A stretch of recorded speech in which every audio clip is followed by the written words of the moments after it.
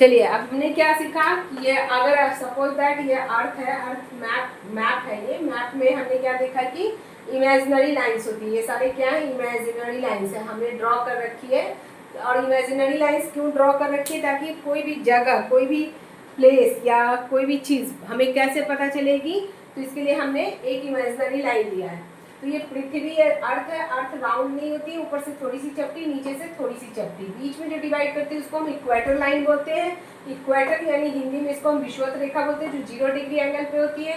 Next, और ये क्या होती है, ईस्ट टू वेस्ट जाती है। ये लाइंस जो होती है देशांतर, सॉरी अक्षांश रेखाएं, अक्षांश रेखाएं यानी कि लैटिट्यूड जो होती है वो किधर से किधर की तरफ जाती है, ईस्ट से वेस्ट की तरफ, इसको हम बोलते हैं अक्षांश रेखाएं यानी latitude.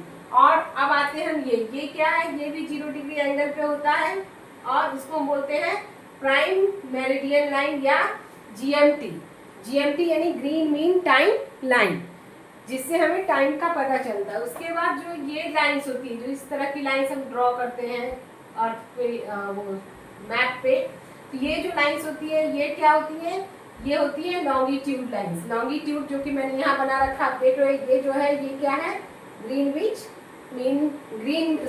Mean time line. Okay, अब देखो ये हो गई आपकी देशांतर रेखाएं। देशांतर रेखाएं कितनी होती है टोटल, मैंने बताया था आपको कि इधर अगर हम जाते हैं तो 180 डिग्री और इधर जाते हैं तो 180 डिग्री।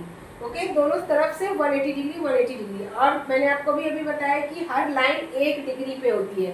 तो अगर 180 डिग्री इधर है, 180 डिग्री, तो यानी कि 180 हमने अगर काउंट किया 180 तो कितने हो गए,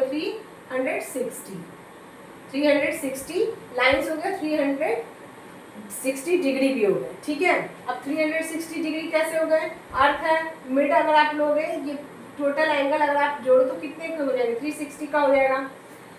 अब सबसे बड़ी बात आपको बताऊं कि ये दोनों के बीच का जो टाइम, जो दो लाइंस के बीच की जो डिफरेंसेस होती है वो 1 डिग्री एंगल पे होती है और 1 मिनट होता है। टाइम जो होता है वो 1 मिनट, यानी अगर एक लाइन आपने ये एक दूसरा लाइन खींचा, एक लाइन दूसरा खींचा, तो वो दूरी कितनी होगी लाइंस की, 1 डिग्री एंगल पे होगी।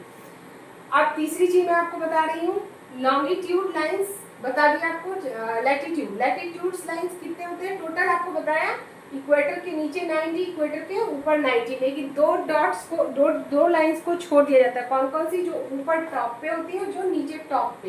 क्यों छोड़ दिया जाता है, क्योंकि ये डॉट की तरह दिखती है। तो पेपर में हो सकता है 180 आए, तो 180 अगर आता है पेपर में कि लैटिट्यूड लाइंस कितने 180, तो वो सही होगा।